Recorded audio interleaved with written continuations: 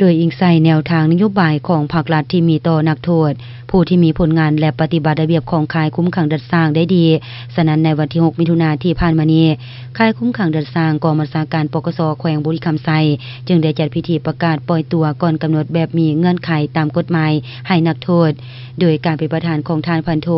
ปริญญาเอกคำผ่านบุญมีไซห้องหัวหน้ากองบัญชาการปกสแขวงบุรีรัมย์ไซมีท่านบุญพันธ์ธรรมวงศ์ห้องหัวหน้าองค์การอัยการประชาชนแขวงท่านพันโทบุญนำนามโพไซ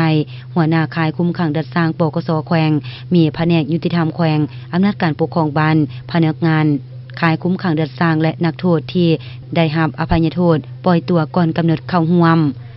ท่านพันโทบุญนำนามโพไซหัวหน้าค่ายคุ้มขังดัดสร้างปกสแขวงแต่ผ่านบริงานย่อการปล่อยตัวนักโทษผู้ที่มีเงื่อนไขก่อนกำหนดอิงตามกฎหมายว่าด้วยการดำเนินคดีอาญาหมวดที่4มาตรา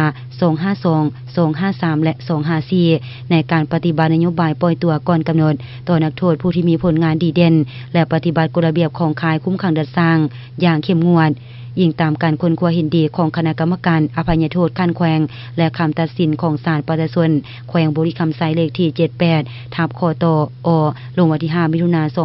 2025ว่าด้วยการตัดสินปล่อยตัวก่อนกำหนดแบบมีเงื่อนไขตามกฎหมายให้นักโทษในปี2025ซึ่งนักโทษผู้ที่ได้รับนโยบายปล่อยตัวก่อนกำหนดแบบมีเงื่อนไขตามกฎหมายในครั้งนี้แม้ได้ผ่านการปฏิบัติโทษมาแล้ว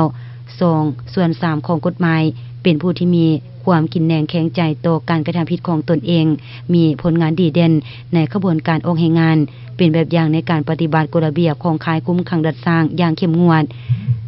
ในนั้นนักโทษที่ได้รับการปล่อยตัวก่อนกำหนดในครั้งนี้มีจำนวน67คนหญิง4คนข้อหาคดียาเสพติด63คนหญิง4คนคดีทั่วไป4คน